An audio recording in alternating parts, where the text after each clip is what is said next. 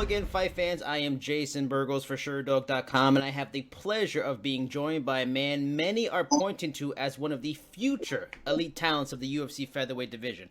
On January 18th at UFC 246, he will return to the cage to face off with a true hard-boiled veteran of the division in Andre Fili, and that man is the one they call Super. He is Sodiq Yusuff. Sodiq, thanks for joining me in the lead-up to this upcoming fight, man. No problem, man. It's my pleasure. Now, you, of course, have, excuse me, the questions. You, of course, have a pivotal fight coming up. But before that, I want to go back to the Gabriel Benitez fight. Early on in that first and only round, you pushed the pressure really hard. It almost seemed like you did not have much respect for his striking or the power he might have in his hands. However, midway through, he caught you with a shot that stumbled you a little bit. He built some momentum off it. Going into that fight, do you feel you maybe underestimated his striking in some way, or was that heavy pressure just the plan and you felt you could overwhelm him with it? Yeah, tell me. No, I never underestimated him at all. You know, the plan was to go into that fight and try to put on a show. You know, I told my coaches prior to it, I was like, hey, this one we're going to take a couple of risks, you know, because it was a very high-profile card. And I knew if I could make a name for myself in that card, I'll kind of be in the position that I am now. So it was kind of a risk that I thought was worth it, you know. Is that a part of the development in terms of like brand recognition and just fight development? Let me take a little risk, go out there and see how it happens. 100%. And based off like the opponents, you know, there's some people that you can't take those risks against, but based off the opponent, you know, it's kind of worth it because especially in this sport, it's a little bit hard to stand out, you know. And I think I've done a pretty good job of putting my name out there a little bit, but those are kind of choices you're gonna have to make sooner or later. And speaking of development, in the last minute of the fight, you land a big shot that floors him, leads to the eventual finish. Obviously, the fight was a long, drawn-out war, but you did get some solid resistance and a bit of a scare there. How much of a learning experience was that for you in terms of getting that resistance and someone really putting up a fight and make you have to maybe adjust on some level?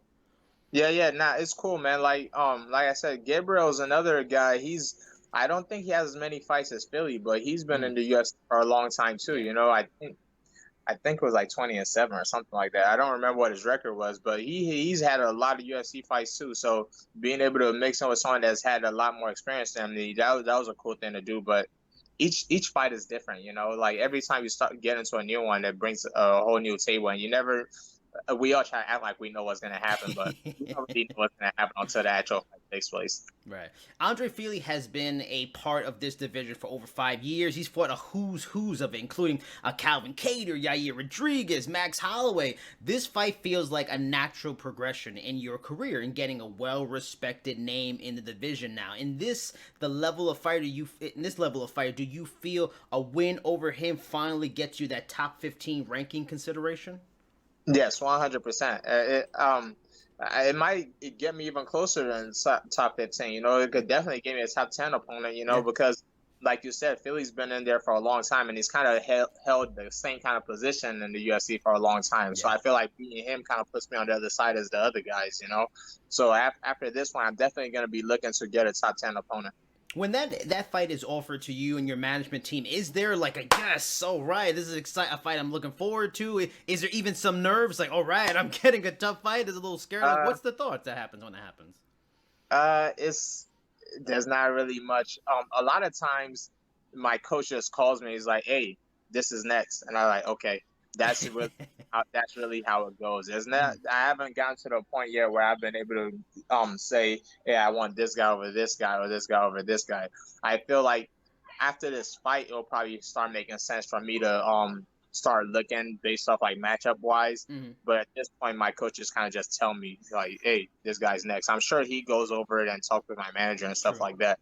But I'm just the avatar that they use.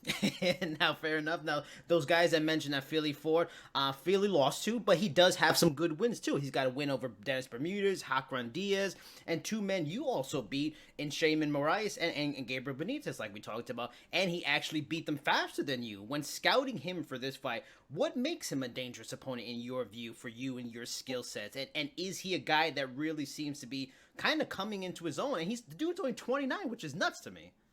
Yeah, he is. I know it's strange that he's only 29 because I never watch. I've been watching him in the UFC for a Hmm. long time. Before I was ever a fighter, I was a Yeah. fan first. So it is strange that he's not that old, but um he has dangerous tools. And both Benitez and Shaman fight. He caught them both with a right head kick. Mm. And then like the punches is kind of just extra at the end, but his big weapons are those kicks, and he keeps a good range very well. And as long as I'm patient and I work smart, it should be a good night for me. And it's not often nowadays in the UFC that you can fight a guy that's still that young but has fought so many fights in so many various styles. Mentioned on all those various fighters he's already fought in the UFC. What do you feel you bring to the table that maybe Andre Fili maybe hasn't seen, and should be very worried about on the 18th? I'm not gonna make anything up. I don't think I'm bringing 16. Like you said, he's been there for a long time, and most of the things that I'm gonna bring, he's seen it before. And at the end of the day, my coaches always say is one thing to know what someone's gonna do. It's a whole other thing to stop them from doing it. When as you've gone through your development over in making your way to UFC and growing as a fighter, have you like is something you've learned, is strategy really important? Is it purely execution? Are you, because you just mentioned like you're not going to show him maybe something he hasn't seen. He's fought so many good fighters in so many different styles. Is it just, if as long as you execute and you do those right things, it can overcome certain skills and attributes at this type of a level? It's more about execution at the highest level. Uh, give and take, give and take. I'm 100% execution guy. There's a lot of dudes. You gotta show up game day. As, Yeah. as long as you show up on game day, that's all that really matters. Especially in this sport where wins and losses is kind of your streak is what gets you further in the business. Yeah. But there's also gonna be a big part of strategy too. When I was coming up, my favorite fighter was George St. Pierre. And he got a lot of his wins by switching it up on different opponents. Yep. So like there's not you can't I can't go too deep into like game plans for the fights, but there's always definitely a strategy there. Is Feely by far, with his 20-6 record, by far the best guy you fought in your career? Uh, I'll say so. Yeah, because before that it will have to be Benitez or Shaman. So and he's beating them, so he'll be the top guy. Is it because of experience that he's the hardest, so most interesting opponent for you, or is there certain aspects of his style that you maybe haven't seen and you are a little worried about? No, I don't think he's the best based off like skills or something like that. Because different matchups gives different challenges. Right. But experience wise, definitely. A story mentioned throughout the year, and also something I talked about on the podcast I used to do with Sherdog, was kind of the ascension of Nigerian fighters in the UFC and just MMA from Africa in general. How meaningful is it to be a part of something like that? Because a similar movement isn't happening in other sports like basketball, hockey. You're Yeah, part of yeah. something special going on right now in MMA. Yeah, it's pretty cool. Like I said, rising tide raises all ships. So Mhm. we're gonna pop up one at a time, and then sooner or later, the whole sport's gonna be covered with us. So it's pretty cool to be one of the guys on the forefront. At the end of 2019, you and your family became U.S. citizens. I saw. Talk to me about why that is so important and meaningful for you, and just because you're an example of the American dream, and coming over here, betting your life and your family's life. Talk to me about that. Exactly. It's a super big deal for us because not only does it help us out, but it opens up some avenues for us to help like the rest of my relatives back home, because now I can start filing to help bring them over slowly but surely.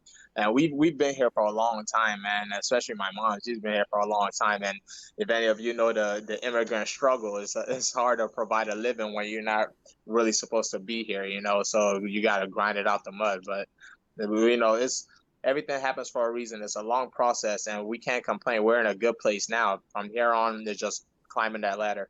What is your opinion, kind of, on what's going on in the political, cultural climate here in the U.S.? There is like this unfortunate anti-immigrant stance from certain people, government. I mean, is there ever idea that you take your platform and use it to speak out, or is that too much of a hot topic? Maybe you'll stay Yeah, away from it. yeah, it's too touchy, man. A lot of people are very passionate about that, and it's something that directly affects me and like a lot of my close friends. So it's not really something that I want to touch on. Now, I read that you were into superheroes as a kid. I too loved them as a kid, but as you can maybe see, I am still very much into them as a grown ass adult. The question is Super Sadiq still a fan of superheroes now? The funny thing, that's a very common misconception. The Mm, Super Sadiq doesn't is not from Superman. The mm. Super Sadiq Yusuff is from Dragon Ball Z. Is Super Saiyan. Oh, Yeah, so the SSY is like a Super Saiyan thing. That's where Super Sadiq Yusuff is from. It's not from Superman. are you an avid Dragon Ball Z fan? Do you have the video game? Do I, you watch all I, the anime? I'm an avid anime fan. I like every single type of anime, mostly shonen genre, but that's been on me since I was little. What did you think of the Dragon Ball Z movie came out that was just terrible, like bad reviews and a bunch of white folks? Like, what did you think of that movie? The live action. Yeah, yeah. I don't know what the heck that was. They could have made that movie and named it something else. Like Yeah. it honestly had like little to nothing to do with the actual with the actual. Now you have become a guy in the division that a lot of people are looking at as a possible future contender, sort of like how people looked at, say, Brian Ortega in 2017, Zabit Magomed Sharipov in 2018. Have you felt a change over the last year or so? Does there seem to be like a higher level of recognition from the media, from fans, maybe an expectation level and interest from media types like myself more now? Yeah, and with each fight it gets stronger and stronger. You know, there's still a lot of doubters too, but like I said, you can't if you don't know what you don't know.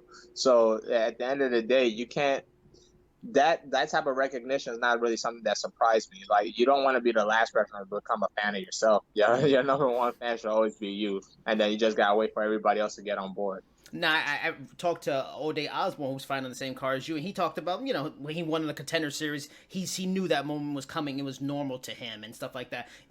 Since I'm sure all of you guys have a visualization, you're going to go there, but do you visualize this stuff, the media day, the responsibilities? Like, is that easy to Yeah. transition to? Were you looking forward to that? This is all kind of weird. Not when I was a kid, I used to have dreams about being in the UFC, but not even just necessarily like being in a fight. I would have dreams about walking around in a hotel lobby before before the fights and stuff like that. Yeah. So all this stuff is like as it's happening, it's kind of like, oh, there goes that thing that you thought about. There goes that thing that you thought about, you Mm-hmm. know? So all this comes with the program.